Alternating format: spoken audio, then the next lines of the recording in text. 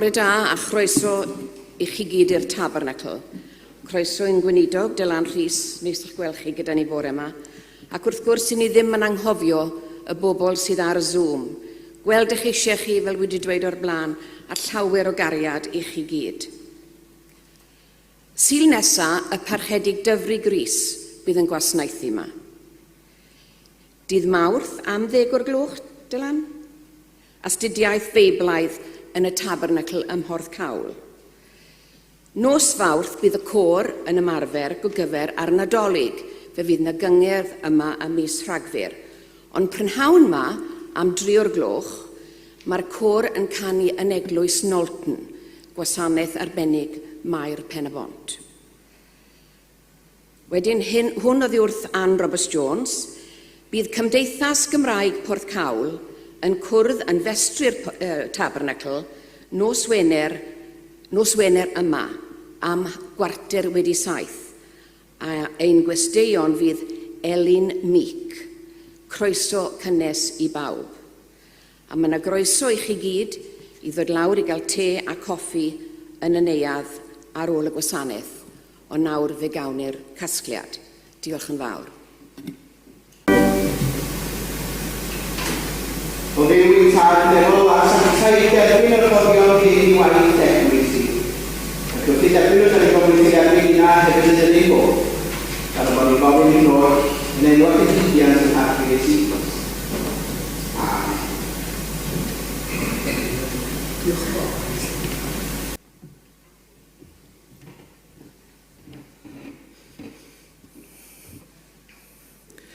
Bore da.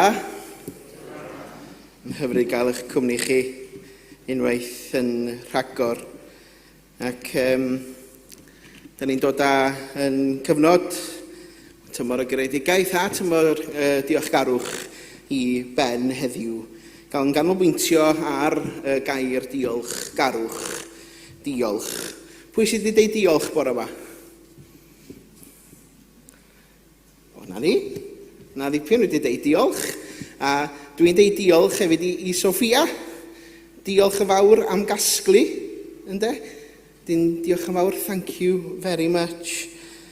God, mae gen I rhywbeth yma'n hyn. Papur. Okay?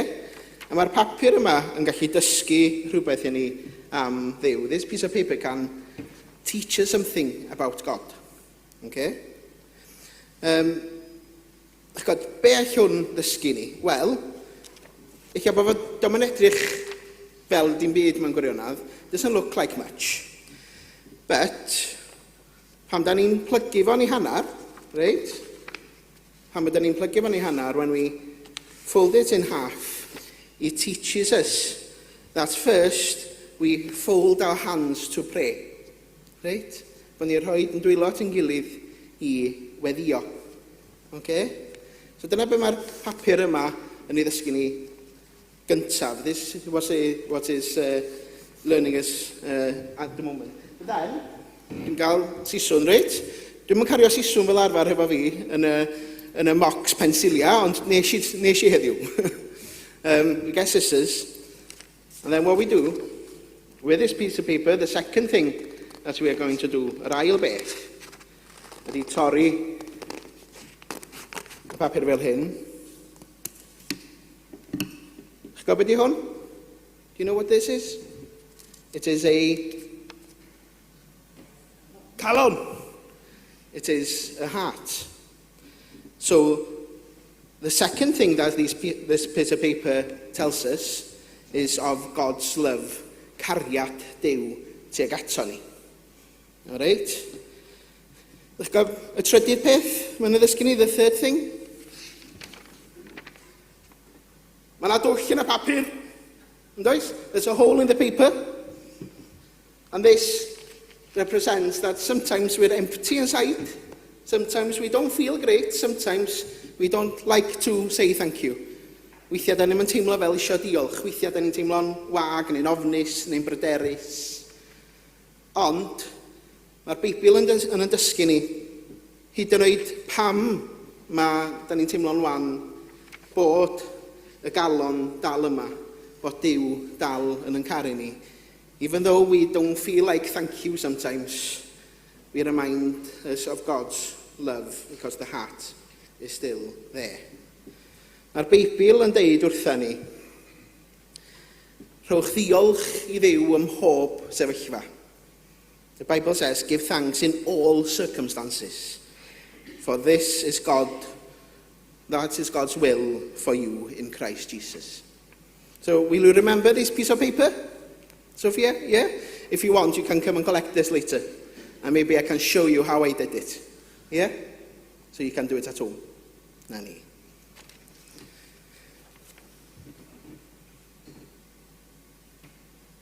Da ni'n cychwyn gyda hwnna felly. Y diolchgarwch cyntaf ynde. I ddiolch am gariad Duw. Yn gadwch chi ni droi at yn hemyn 127. 127. Ti o Dduw folianwn am dyddoniau y rhad. Mawr yw dy ofal tyner drosom dirion dad. Llawn yw'r ddeiar eto oth drigaredd lan. Llawn yw'n calon unau o ddiolchgar gan. Ac yn y blaen, ym rhif 127.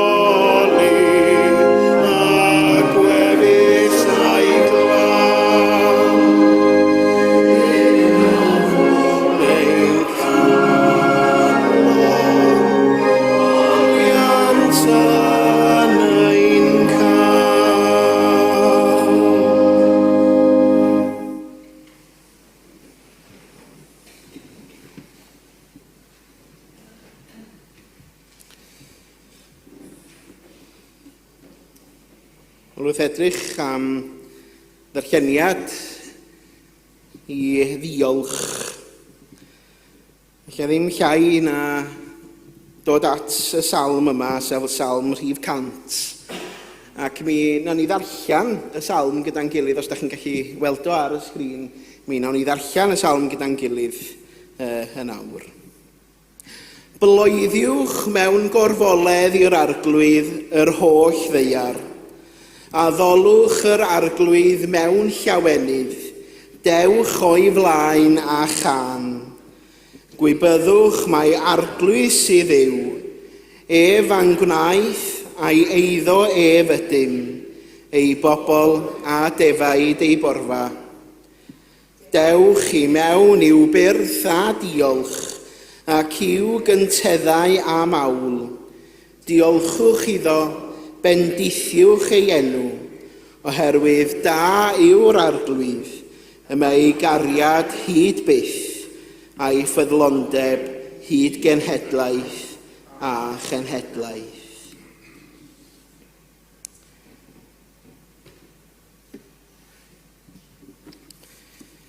Wel, wrth weld y glaw, sut mae hwnna'n greu chi deimlo? Ond nes i gyrraedd yr Oedfa bore yma, 3 gair ydych chi, glaw, glaw a mwy o law. A wrth gwrs, John Elfed yn yno atgoffa i, wrth gwrs mae mor bwysig ydy glaw i ni ynde. A dyma fo yn dweud heb ddŵr, heb ddim. Heb ddŵr, heb ddim. Un o'r astudiaethau da ni wedi bod yn ddilyn yn ystod y mis a hanner diwethaf yw y llyfryn yma, sef Dyrys Daith gan Hugh John Hughes. Ymatab i argyfwng yn yr hinsawdd sydd yma, a mae yn mynd â ni bob cyfeiriad mewn gwirionedd. Wrth weld y glaw y bore yma, un o'r bethau sy'n efo atgoffa i o hyd ydy pam o'n i gyda eglwysi yn Affrica. Reit? Bob tro mae yna briodas neu fedydd, neu bob tro mae yna rhywbeth pwysig fel y cynheuaf, maen nhw'n gweddio am law, oherwydd mae glaw yn arwydd o fendith Duw. Mae'n arwydd o fendith Duw. Ac mae Hugh John Hughes yn ystod yr astudiaethau hyn yn atgoffa ni mor bwysig, mor ganolog ydy dŵr. Mae dŵr yn rhoi bywyd. Ac fel rhan o'n gweddia y bore yma, cyfres o weddia ydy ysgrifennu'n bwrpasol gan Hugh John Hughes sydd gyda ni. Ia yn edrych ar ddŵr, ond hefyd yn galwad cyffredinol ni i ofalu am y ddaear ac i ddiolch am y greadigaeth. Felly gadwch i ni weddio.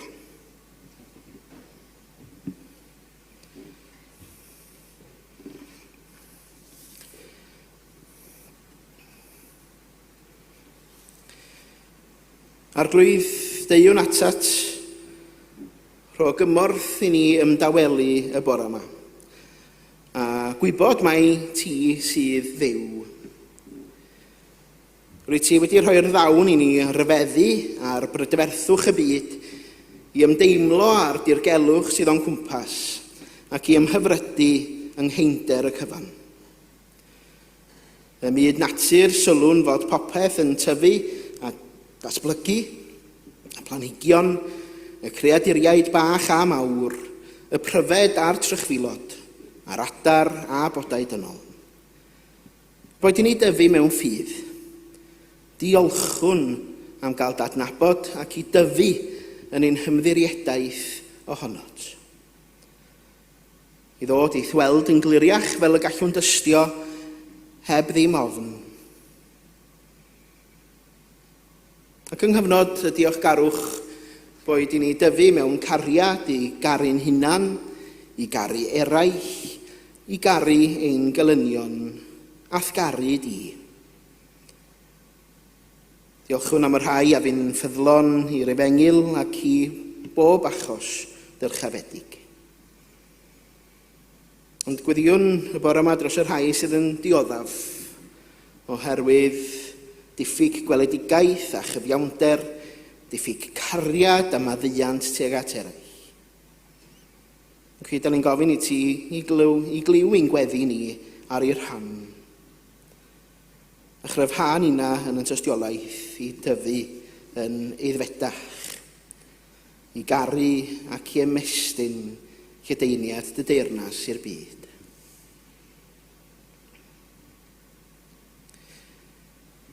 Mi wyddon ni mor ddibynnol, da ni ar dy greadigaeth di. Ti sydd yn darparu ein holl anghenion.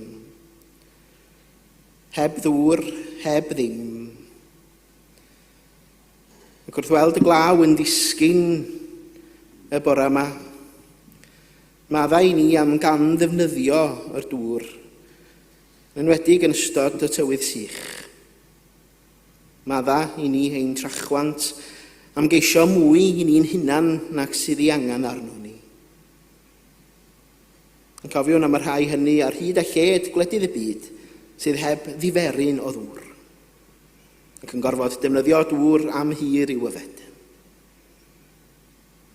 Cadw ni rhag anghofio rhai sy'n sychedu, y rhai heb gartrefi na chynhaliaeth, a rhai sy'n gorfod wynebu a gwylio eu teuluoedd yn marw o eisiau dŵr i yfed.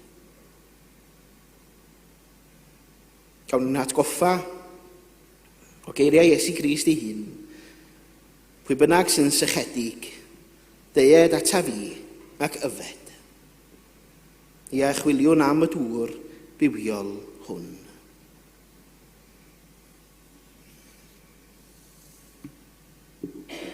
Diolchwn i ti am y dŵr bywiol.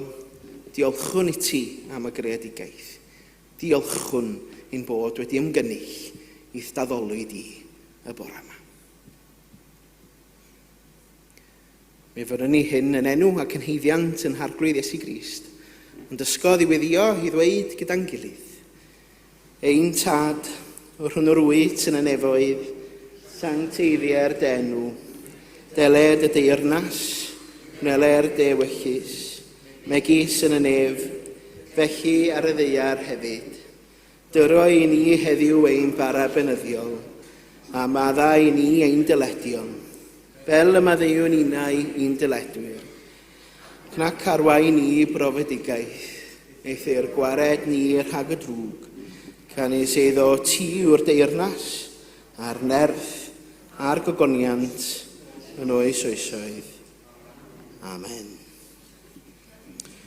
Gadwch i ni barhau drwy ganu Emyr Rhif 81, Emyr Rhif 81, pan ddaw pob tymor yn ei dro, rhyfeddu wnawn at allu'r ior, yn creu amrywiaeth lliw a llun ar faes a mynydd, tir a môr. Ac yn y blaen, Emyr Rhif 81.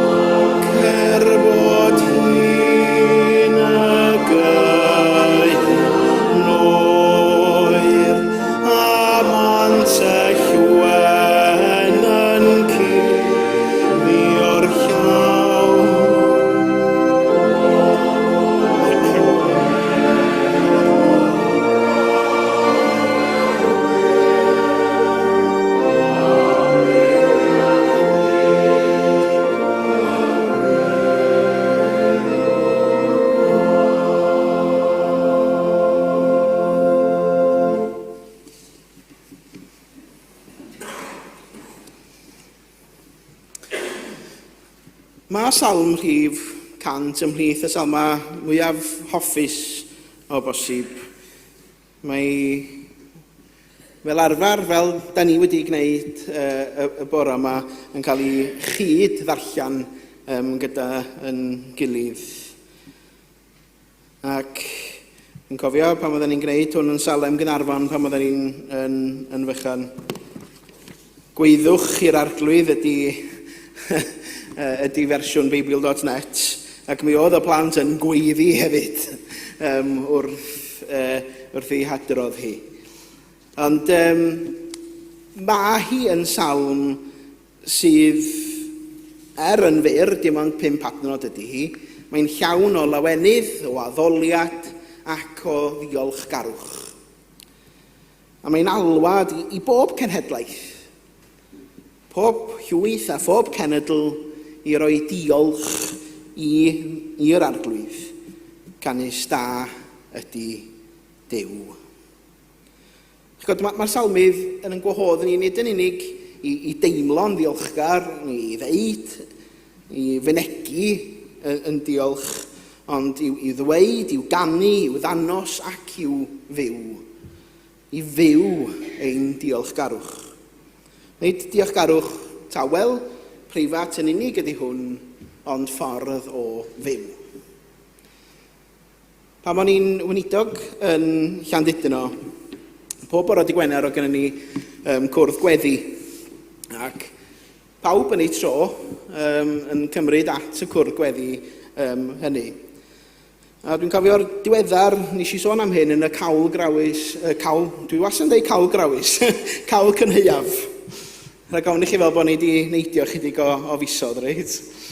Nes i ddeud hyn yn y cawl cynheuaf dydd Llun, lle mi roedd Gweinidog diweddar barchedig John Lewis Jones yn sôn am 4 agwedd o ddiolchgarwch, 4 gris diolchgarwch, grisia diolchgarwch os liciwch chi. Sef dweud ein diolch, canu ein diolch, rhoi ein diolch a byw ein diolch. Ac ers y cwrdd gweddi yna, lle oedd John Lewis Jones wedi cymryd at y cwrdd gweddi, dwi'n cofio y 4 gris hynny. Ac felly yn ystod yr oriau nesaf, yr hyn fyddwn ni'n gwneud ydy edrych ar y 4 hynny. Yn gyntaf, beth ydy dweud a canu ein diolch, ac yna ar ôl y drydydd emyn, y bod ni yn edrych ar beth mae'n olygu i rhoi a byw ein diolch. A hynny fel unigolion, fel eglwys, fel gofalaeth, fel enwad. Reit? Oherwydd mae'r diolchgarwch yn ddibynnol bod ni'n gwneud hynny'n unigol, neu fel eglwys, neu fel enwad hefyd. Felly deud ein diolch gyntaf. Nes i ofyn, y peth cyntaf nes i ofyn bore yma i chi oedd pwy ddwedodd diolch bore yma. Am be da chi wedi diolch.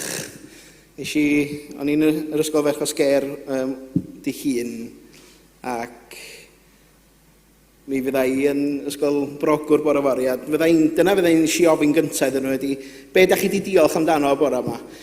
Os o'n i wedi gofyn y cwestiwn, ges i bob atab. Bob atab. Ond ia, mae rhywun yn meddwl o ddifri, wel, am be dwi wedi diolch y bore yma. Mae'n air bach, un o'r pethau cyntaf, da ni'n ei ddysgu fel babanod, mae rhiant yn dysgu ei plentyn dydi, be ti'n dweud, ynde? Be ti'n ddeud? Os ti'n gael rhywbeth, be ti'n ddeud? Da. Dyna di'r gair cyntaf, mae'n siŵr. Mae da yn troi'n diolch ymhellach lawr y lein, yn dydi. Ond, ydych chi'n gwybod bod ni'n diolch am gwpanad o de? Lift i'r siop neu ryw air caredig. Mae'n gwneud i chi, neu chi deimlo bod chi wedi eich gwerthfarogi, yn dydi. Ond pa mor aml ydyn ni'n deud diolch wrth Dduw? Pa mor aml ydyn ni'n deud diolch wrth Dduw? Dwi'n cofio stori am fachgen yn gyfod o siocled gan ei daid. A fe ddwedodd y fam wrtho fo, be ti'n ddeud wrth taid? Ac mi ddwedodd yr ogyn bach, un arall, please. Ia. Da ni gyd mor gyfarwydd a derbyn, nes weithiau da ni'n anghofio deud diolch. Mae yna gan paid ag anghofio dweud diolch, mae'n rhaid chi glapio rhwng y geiriau yna. Ia, ond pidwch ag anghofio dweud diolch ynde. A mae'r Salm 100 yn hatgoffa ni i ddweud diolch. Diolchwch iddo a bendithiwch ei enw. Nid dim ond pan mae popeth yn dda. Reit, o'n i fel dan bapur yma, pan mae popeth yn dda, ond pan mae pethau ddim yn edrych cystal. Pan mae yna rhyw wagle hefyd ynde. Yn bwysig yn bod ni yn deud diolch bob amser. Bod o'n swnio'n rhyfedd i ddeud hynny, i ddiolch bob amser. Pan dda o'r glaw, neu pan bydd y cynheuaf yn methu, hyd yn oed pan mae bywyd yn gymysg, mae yna dal reswm i ddweud diolch. A pan fydda ni'n deud diolch, ydyn ni'n cofio nad ydyn ni'n dibynnu ar y nerth yn hunan, ond ar nerth Duw ei hun. Duw sydd yn darparu, ynde. Neu fyth anghofio'n ffrind Kenneth o Malawi yn dweud wrthau bod ei cynheuaf o wedi methu. Right? Ac oedden nhw'n dibynnu ar y cnwd yna i roi to ar ei tai. A gathon nhw lifogydd ofnadwy un flwyddyn yn Malawi. Ac mi ddwedodd oedd rhaid iddyn nhw mynd i fyw i rwla arall a roedd o dim digon o wellt gyda nhw i roed ar y to ynde. A fi'n anholi, wel, be nes di yn y sefyllfa yna, dim byd ond diolch, medda fo. Oherwydd, mi o'n i'n gallu mynd at yng Nghymydog, lle o na do'ch ymhenni. Hyd yn oed pan mae pethau'n methu yn eich bywyd chi, mae yna dal le i ddiolch. A dyna oedd Kenneth, dyna be mae Kenneth wedi dysgu i mi tra fi sy'n byw hefo am gyfnod o flwyddyn. Mae diolch fel yr had yn dydi. Lle ydych chi'n plannu'r had yna, pan ydych chi'n rhoi o'n y pridd, mae o'n tyfu'n lawenydd.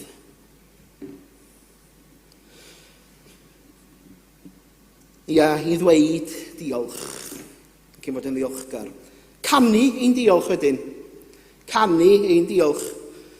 Mae'r salmydd yn deud, a ddolwch yr arglwydd mewn llawenydd, dewch o'i flaen a chan. Dyna da ni'n gwneud bore yma, de?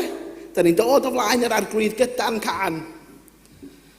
Mae canu yn rhan naturiol o'n ffydd a'n llawenydd ni. Y rheswm pam gyna ni'n hemyna, yn cyneuon Cristnogol, ydy ei fod o'n fynegiant o'n diolchgarwch ni. Yn fynegiant o'n llawenydd ni. Dyna pam ydyn ni'n canu emyna mewn gwasanaeth. Mae'r llawenydd yn dod hyd yn oed trwy'r llais hynny ynde, sydd efallai yn anfodlon weithiau neu yn ysgafn, ond mae'r llawenydd yn dod drwy ganu. Maen nhw'n dweud bod yn rhan o gor yn llesol yn dydi. Maen nhw'n dweud pan ydych chi'n canu, ydych chi'n teimlo well. Mae yna lot o astudiaethau wedi cael ei wneud ar hwn.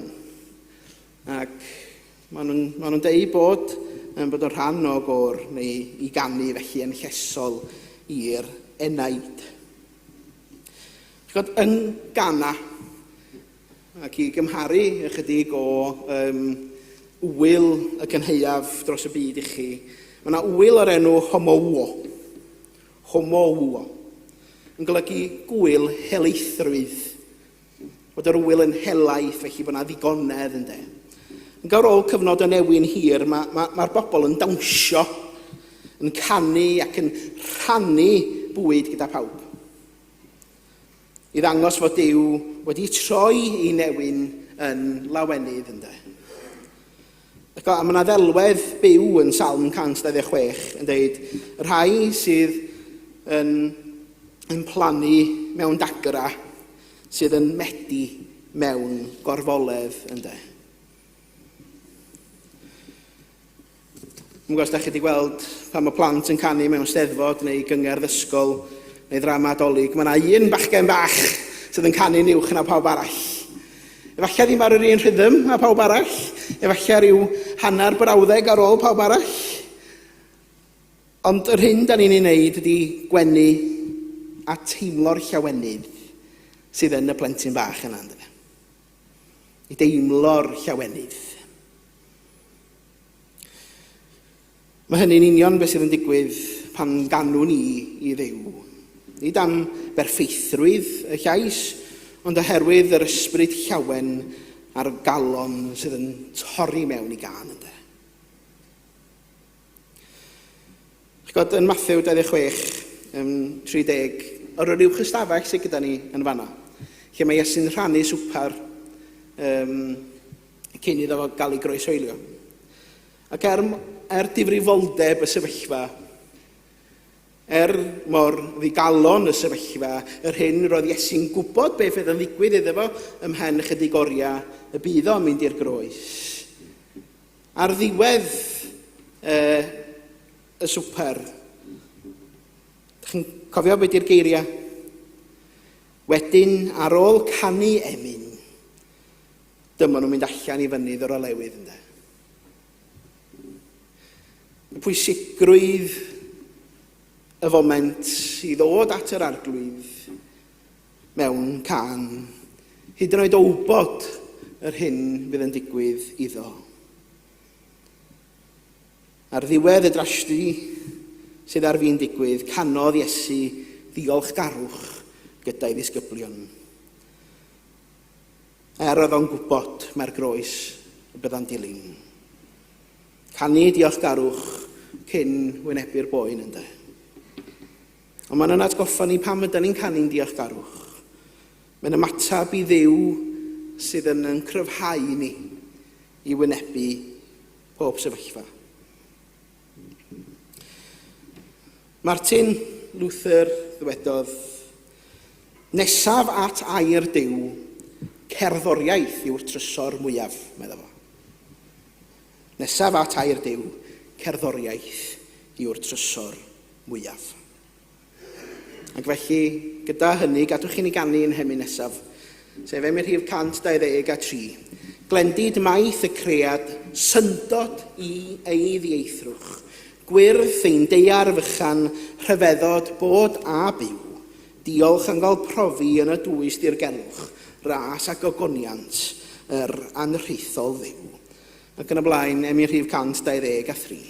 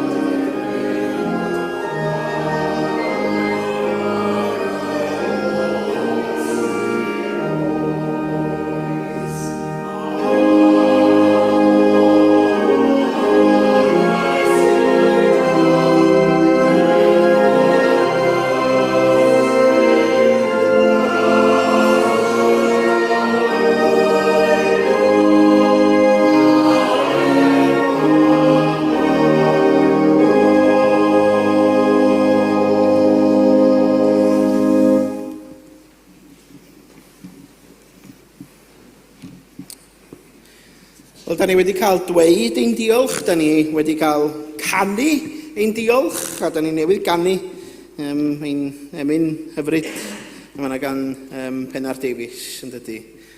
Ond nesaf y ddau arall ydy rhoi ein diolch a byw ein diolch.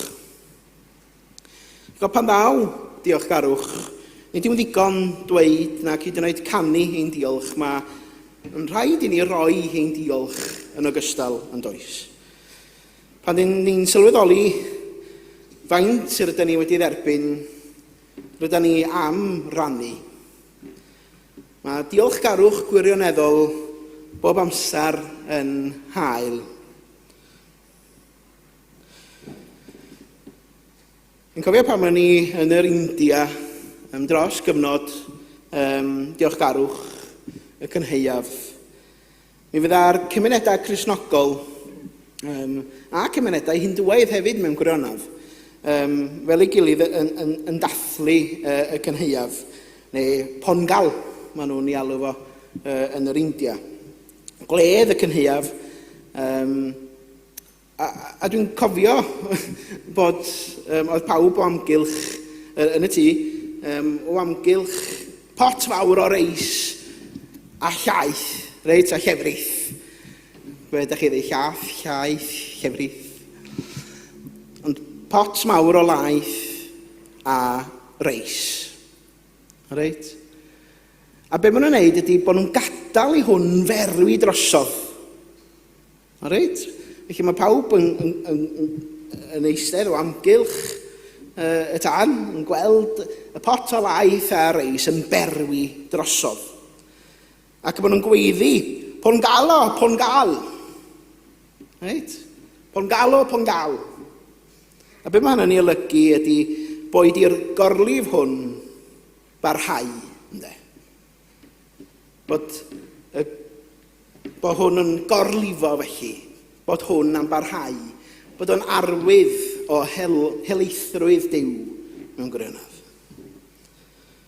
Mae'n wyl fywiog a llawen sydd yn adleisio y galwad yn Salm 100 i wasanaethu'r arglwydd yn llawen.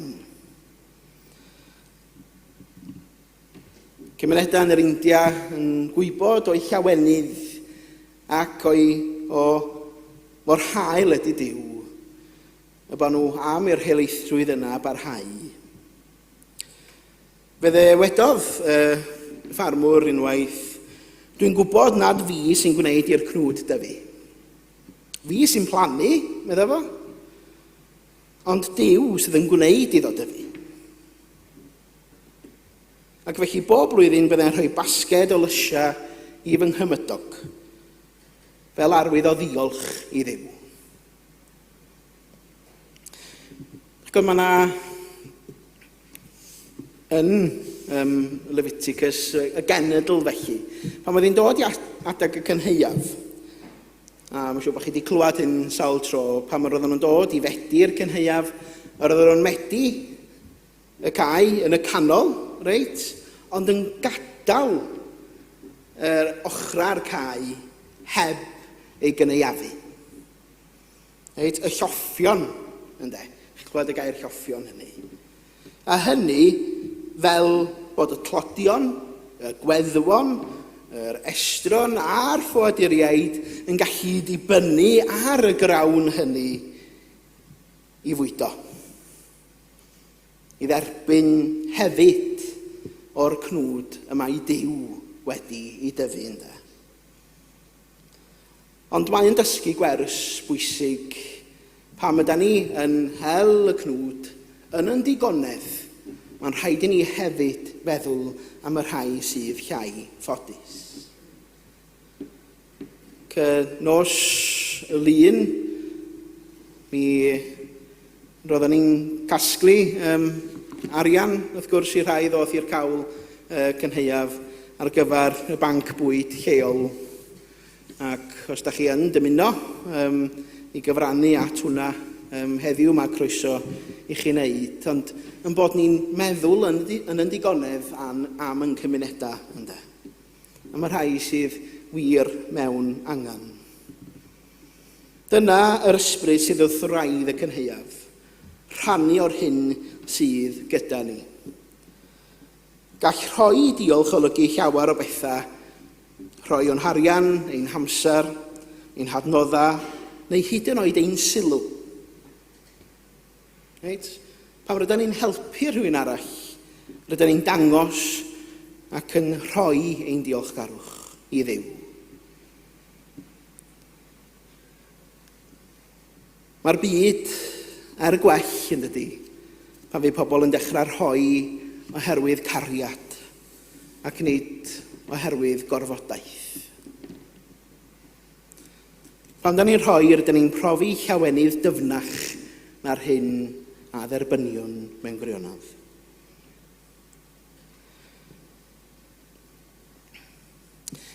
Henry Ward Beecher fan hyn, ac mae'r dyfyniad yn Saesneg maddeuwch i mi. And gratitude is not only the memory of the heart, but the praise of the heart expressed in giving.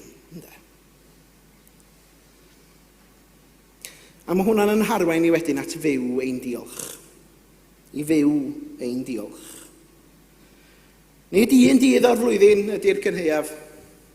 Yn draddodiadol wrth gwrs ar y trydydd Dydd Llun o fis Hydref. Rydyn ni'n dathlu'r cynheuaf. Ac mae'na sawl ffordd all i dangos yn diolchgarwch. Mae'n ffordd o fyw bob dydd, gan bod Duw yn rhoi yn hael yr ydyn ni'n diolch. Da ni gyd yn gyfarwydd ar 10 gwahanglwyf yn dydyn. Iesu yn iachau 10 person oedd ar gwahanglwyf. Ond dim ond un naeth ychwelu i ddeud diolch ynddo. A Iesu yn dweud ar ôl iddo fod yn ôl a i ddeud diolch. Cod ar dy draed a dos adra am i ti gredu o'r wyt wedi dy iachau ynddo. Hynny ydy dos adra ac i fyw dy ddiolch pob dydd am yr hyn sydd wedi digwydd i ti fan hyn. Mae'n dangos bod diolchgarwch nid yn unig yn ymateb i fendithion, ond hefyd yn ffordd o fyw bob dydd, i sylwi, i werthfawrogi a rhoi diolch am yr hyn sydd gyda ni. Yma yng Nghymru mae byw diolchgarwch yn gallu edrych mewn sawl ffordd mewn gwirionedd. Ond mae yna sôn am ddynes oedranu sy'n cerdded lawr y stryd yn y glaw, fatha heddiw o bosib, yn gafal ei bag siopa, yn gwenu ac yn deud bore da i bawb. Ac medda rhywun wrthi hi, sut wyt ti mor hapus bob dydd? Ac medda hi, pan fyddai'n deffro, dwi'n cofio fod Duw wedi rhoi diwrnod arall i mi. A dyna ddigon o reswm i wenu. Mae hyn yn dangos bod byw ein diolch yn syml ond yn bwrpasol. Nid oes angen digwyddiad mawr, ac arian dim ond persbectif diolchgar ynddo. A mae'n golygu bod yn garedig mewn byd sydd yma aml yn flin. Dwi wedi dysgu ers dod lawr i'r de bod blin y gogledd yn wahanol i blin y de. Blin y gogledd, pam dwi'n deud blin, grac ydw i feddwl. Ynde. Blin y de ydi teimlo'n sori, ie? Teimlo'n sori am y sefyllfa. Ond ia, pam fydd y byd yn flin, hynny ydy'n grac, ynde. I fod yn garedig mewn byd sydd yn grac. Yn ail i werthfawrogi pobl o'n cwmpas ni, cymdogion, cydweithwyr, hyd yn oed yr rhai sy'n rhy brysur i sylwi anon ni yn ogystal. I edrych ar bob diwrnod fel rhodd, hyd yn oed pan fo'r glaw neu'r cysgodion yn ymddangos yn rhy drwm. Yn ein cymunedau heddiw, gallwn weld hyn mewn gweithredoedd bychan. Rhywun sy'n agor drws i eraill, rhoi y sgwrs positif yna yn ein cymunedau ni. Neu, mae'n digwydd wrth wirfoddoli hefyd yn dydy, rhoi amser i helpu rhai sydd fwyaf eu hangen o. Dros yr wythnosaf diwethaf, drwy gydol tymor y cynheuaf, tymor yr greadigaeth, yr hyn da ni wedi wneud ydy yn bod ni wedi meddwl am ffordd allan ni weithredu ynde. Y ffordd allan ni weithredu i fynd ati ac i weithredu dros newid hinsawdd. Ac un ffordd o wneud hynny ydy drwy ynde, i lythyru ein haelodau seneddol. Ffordd arall ydy ymwneud â chymoedd Cristnogol a elusennau eraill. A drwy wneud hynny, ydym ni yn gofalu yn dydan, ac yn sylwi ar anghenion yn byd ni. Mi fydda ni'n ystod yr wythnosa nesaf rwan, lle bydd tîm yn dod at ei gilydd i edrych ar ffordd allan ni fod yn eglwys eco. Ffordd da ni yn gweithio tuag at hynny. Ac nid yn unig ar adeilad, ond yn ein gweithredoedd ni, sut ydym ni'n ymatab i anghenion yn byd ni yng ngwyneb newid hinsawdd. Ond da ni'n ymatab oherwydd yn bod ni'n ddiolchgar.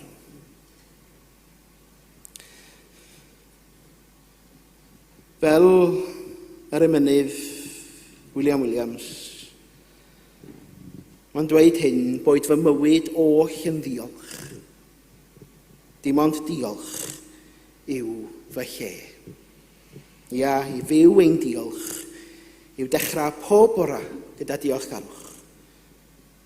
Parhau drwy'r dydd gyda llawenydd, a dod i'r gwely gyda chalon lawn. Da ni'n gwneud hynny fel eglwys, fel gofalaeth, fel enwad. Mae'n ffordd o fyw yn syml, ond yn hynod gryf hefyd, sy'n agor ein llygad i fendithion bychan a mawr, ac sy'n gwneud ein cymunedau yn lleoedd mwy goleuedig, cariadus a diolchgar.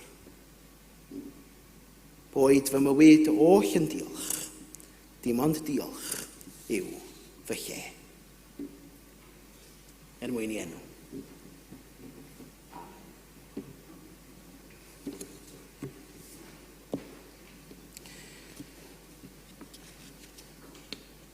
Gan i barhau drwy ganu ein diolch yn awr, drwy ganu ein hemyn olaf sef emi rhif 713, a da ni'n dod at y geiriau cyfarwydd hynny.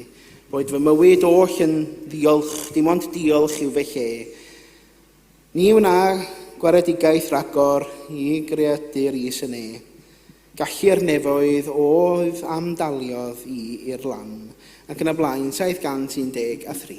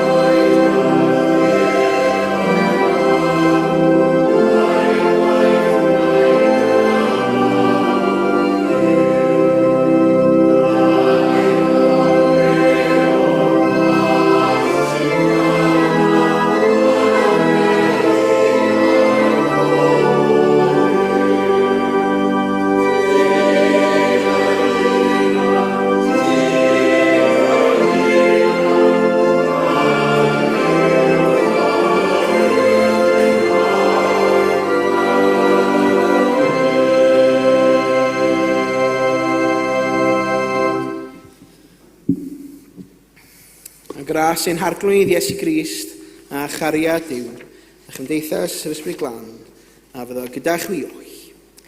Amen.